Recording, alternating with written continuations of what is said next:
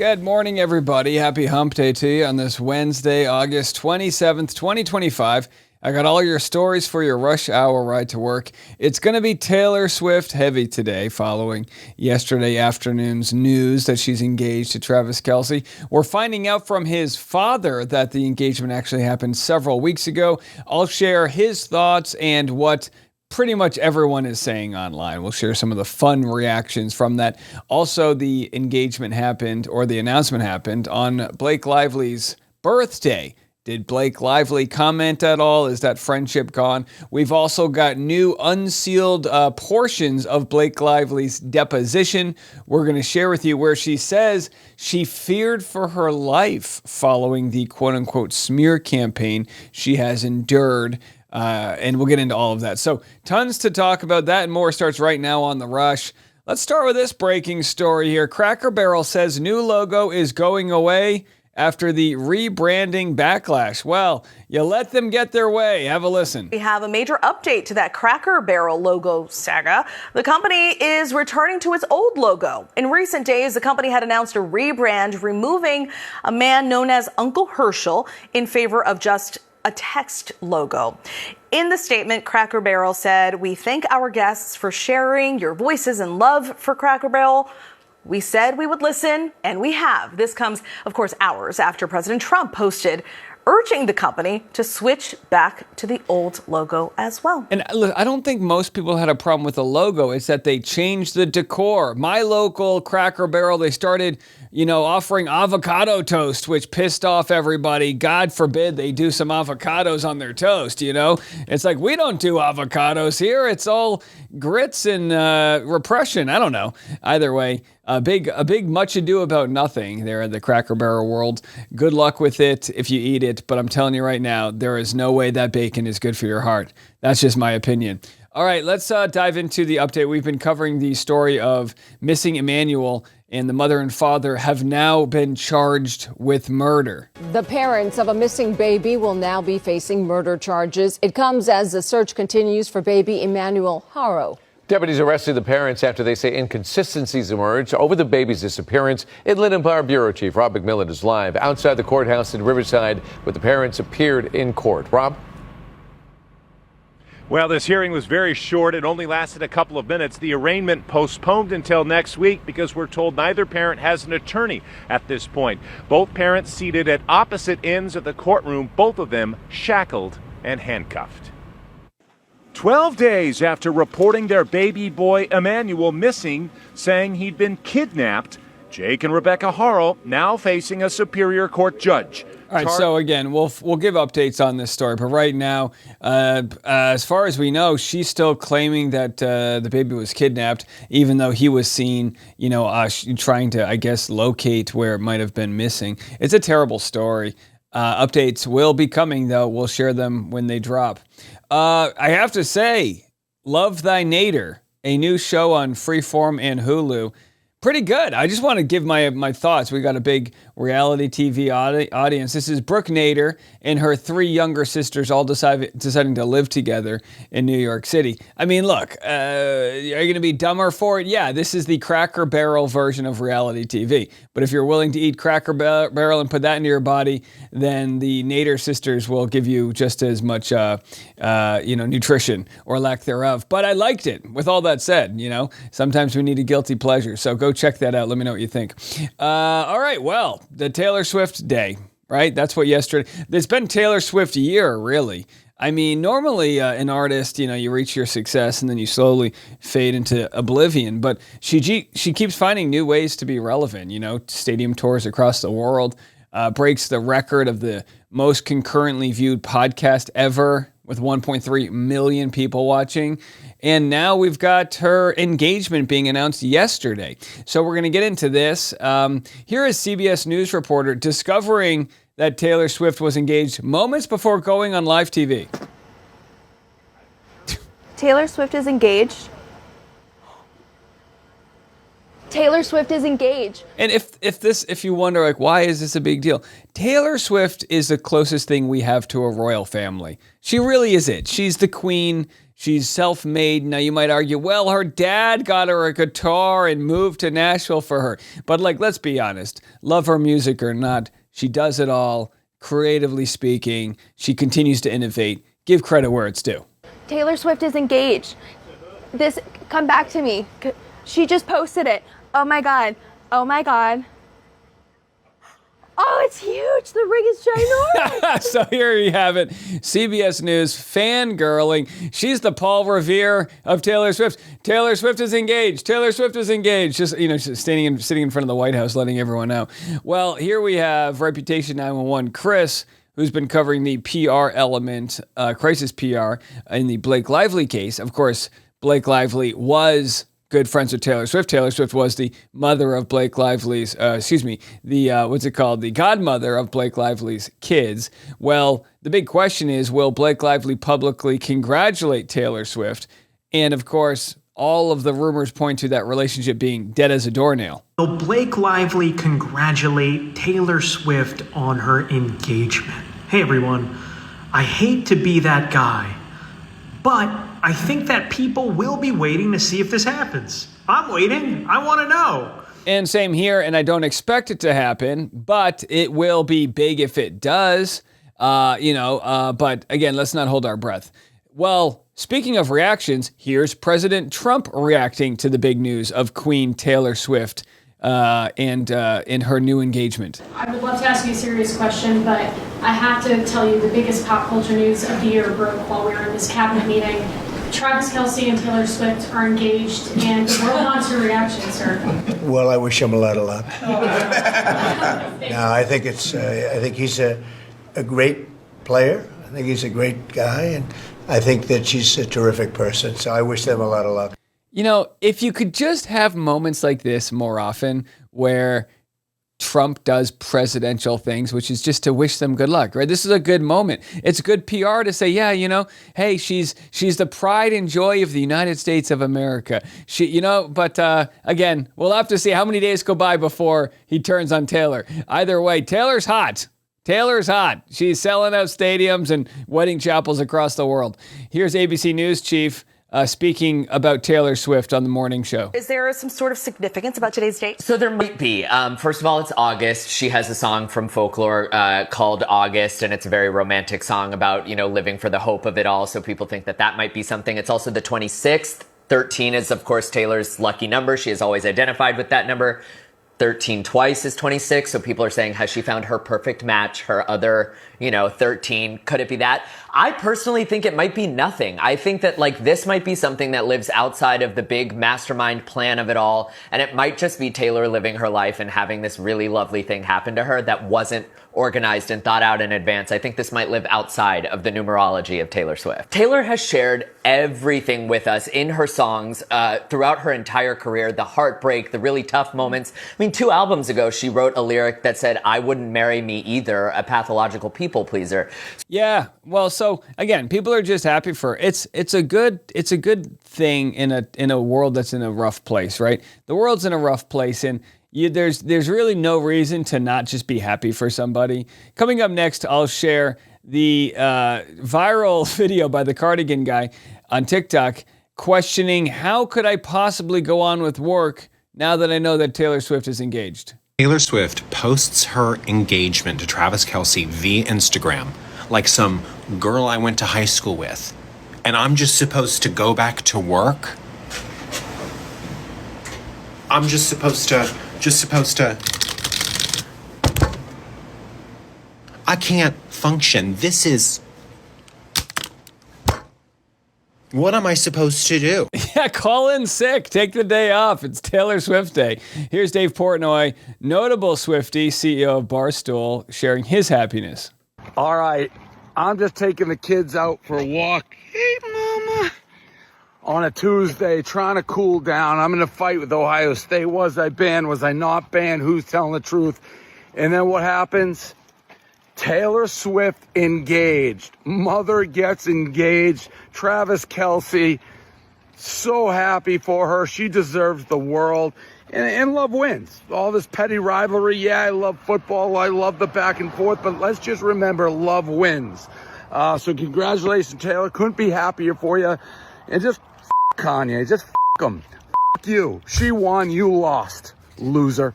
I didn't know that ending there. Yeah, Taylor's got the victory over Kanye. We know that. Here's the Barstool office where Taylor Swift fans were finding out in live time that she was engaged. Running around. Look at them run. I'm calling to you right now. Taylor Swift's engaged. Taylor Swift's engaged to Travis Kelce. She posted it. She just posted it. Look at Instagram. That's really all it is. Look at Instagram. You know, you gotta be up on the news. Megyn Kelly, the Grinch. Does Megyn Kelly have something nice to say about Taylor Swift? Will she throw a dagger in there? Let's have a listen. Taylor Swift and Travis Kelce are officially engaged. She just posted it on her Instagram with the following message. Your English teacher and your gym teacher are getting married. And a picture of him apparently down on one knee and her caressing him, looking lovingly at him. Here's another picture where he's standing and they're holding one another. And then there is a shot of the ring, which I can't see very clearly here, but I'm sure it's very nice. They can afford whatever ring they want. I'm not a Taylor Swift fan for many reasons. I mean, I respect the empire she's built. I do. Yeah, I do. I respect the empire she's built. I respect that she stood up for herself. And she's got some modicum of talent. However, she went political. And like anybody who does that in the arts, they risk alienating half the country. And she's done that. She's done that very effectively. I don't think she has. I don't think half the country hates Taylor Swift. She's the biggest selling artist in the world. I think that's a false sort of assumption that she's making right there. So I'm really not her fan. However, as an American billionaire, right, which she's got to be at this point, who's like not even 40, I think it's great she finally found love. I really do. I am rooting for them. I think it's not a coincidence that the person she ultimately decided to settle down with is a real man, is like a football player, you know, tough guy. Not one of those beta cuck guitarists, right, folks? Who doesn't really take a lot of shit from people. Like, yeah, that's generally attractive to most women who don't want, you know, someone like in a scooter with a man bun. That's really not as hot. And so I think it's no accident this gal from the South who started out singing country songs found him attractive, and he was the one who ultimately won her heart. And I think it's obvious the reasons why he would be attracted to Taylor Swift. So I am rooting for them. I mean, why? Megyn Kelly, are you broken? Why does everything have to be a culture war moment? She goes, I'm happy for Taylor Swift. She chose an alpha male, unlike those libtards. Like, what are you doing? You know what I mean? I don't think she knows a thing about Travis Kelce. Travis Kelce's an emotional guy. I'm sure he also cries watching TikTok videos of soldiers coming home and their, you know, dogs are, you know, jumping on them. Whatever. I can't. Some people are broken. Here we have the attendant on a flight making the announcement. If you're seated at an emergency exit row, just make sure that window shade is all the way open for landing. Also, if there's any Swifties on board and you did not have Wi-Fi during the flight, we wanted to let y'all know that Travis Kelce and Taylor Swift got engaged while we were in the air. So there it is, folks. And now the next question, of course, they're going to get married. The next question is going to be, is that a baby bump? Is she pregnant? You know, because people, it's never enough. I'm telling you right now, having been in the pipeline of marriage to baby, they never stop asking questions, because guess what? Once you have a baby and you knock it out of the park, what do they start asking you? When's the next? He needs a friend, doesn't he? It's like, shut up, grandma. You know what I mean? Here's Travis Kelce's dad revealing the engagement details. Put it off till this week. I think she was getting maybe a little antsy, but he was going to put it off till this week to, you know, make some grand thing to make it a big special event. And I told him repeatedly, you know, you could do it on the side of the road, do it any place. That makes it a special event when you get down on one knee and ask her to marry you. By the way, that's what men think. And it helped that Scott Swift was telling him the same thing. He made a floral garden around a gazebo in the place where he lives in Lee Summit now. Got her out there, supposed to go out to dinner. He said, let's go out and have a glass of wine. And she got out there, and they got out there, and that's when he asked her, and it was beautiful. She got, they started FaceTiming me and their mother and her folks to make sure everybody knew. So it's to see them together is great. They're just two young people very much in love. Kind of knew this was going to happen months ago, and to be honest with you, at least that was my guess was that was probably during last season is when it really became obvious that they were just crazy about each other. A week ago, I asked Travis, I said, "So when are you going to announce the engagement?" He said, "Whenever Taylor says so." Smart man right there. Boy, the fact that the family all kept it a secret. Loose lips sink ships. Good for all of them out there. And boy, what a scoop by News 5 Cleveland. I don't think, by the way, God bless Travis Kelce's dad here. I don't think you're supposed to be sharing this information. I think this is kind of like you button it up, but this is what people do, right? You share stuff and then the family spills the beans. All right, let's get into it. Coming up next, we're going to share some of the deposition that comes out from Blake Lively's camp. It's pretty interesting stuff here. And we've also got what the Daily Mail is saying about it. Blake Lively says Justin Baldoni's team made terrifying remarks as smear campaign claims emerge in New York court the same day as Taylor Swift announces engagement. How about that for search engine optimization? They really have it all right there. So she claims to have been left in fear for her life due to a smear campaign allegedly waged against her by erstwhile co-star Justin Baldoni, but Blake Lively was unable to pinpoint a single offensive article when challenged by his legal team. So let's get into it. Here is a confidential protective order, which has been unsealed, which shows parts of the deposition, page 251. The question from, this is from Justin Baldoni's attorney, Brian Friedman, and Blake Lively with the answer. The question, in the law that the thousands of people who are witnessing this deposition practice a lot, there is a thing called libel, which is written defamation, disparagement. And then there is slander, which is oral defamation or disparagement. So I'm focused on written. Is there anything you've seen in writing that you believe that Mr. Wallace has authored that is defamatory, disparaging, or says mean things about you? And she said, that's happening currently. And he said, well, let's start with currently. Sure. She said, currently, I don't read news about me or go on social media about me. So personally, I don't have knowledge. No. He said, okay. And that's as of today. And it goes on. And going backward in time, can you identify any written thing that you believe Mr. Wallace published about you that is defamatory, disparaging, in any way offending to you? And then she said, a specific article? No, I don't know a specific article. He said, okay, and it could be a post. Anything in writing that you can look at it like I'm looking at this screen and reading, and you're not aware of anything that he's authored, that you can actually see whether it's a post or article or a video or something like that. She said, I can't cite a specific article. My understanding from the documents I received is that he was a part of this campaign, which contains a lot of content. But to be able to name one specific article, if that's what you're asking, no. And he's like, well, yeah, that's what I'm asking. He goes, yeah, okay.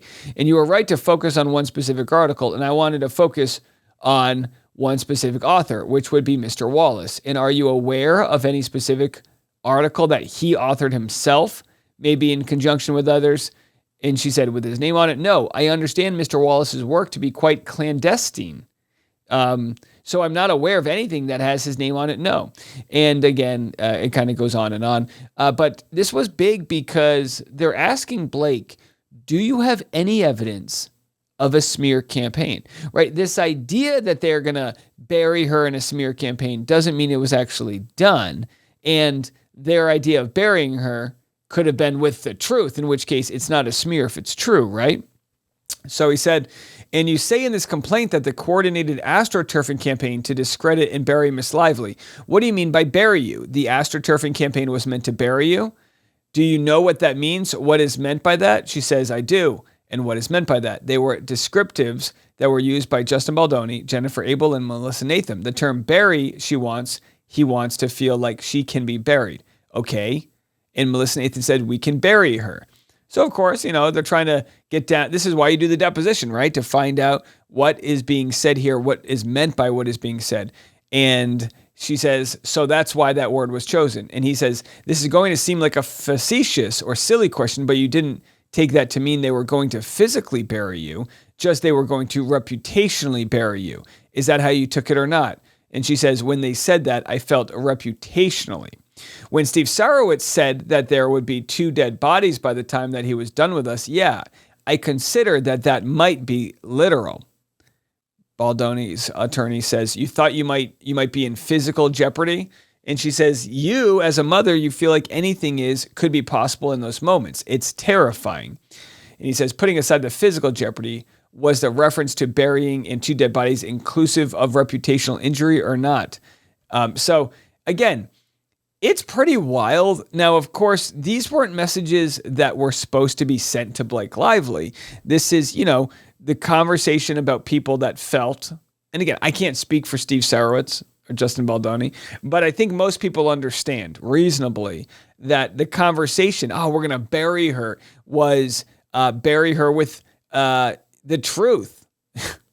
Do I sound crazy for saying that? And again, well, I guess we don't know, but this idea that they're going to bury her and that there would be 2 dead bodies, I can understand how somebody could take that as a threat if it was sent to them, but this was never meant to be sent to Blake Lively. This was meant to be sent in the sort of office communications when they're dealing with somebody who's held the movie hostage. So again, I'm not sort of saying, what Steve Sarowitz said is a good thing, not by any means, but it wasn't like they sent this message to her front door so that she would be, no. So this idea that she was afraid as a mother, I can't speak to what that would feel like, but I know that she was never supposed to see this information, so why would she be in fear of it?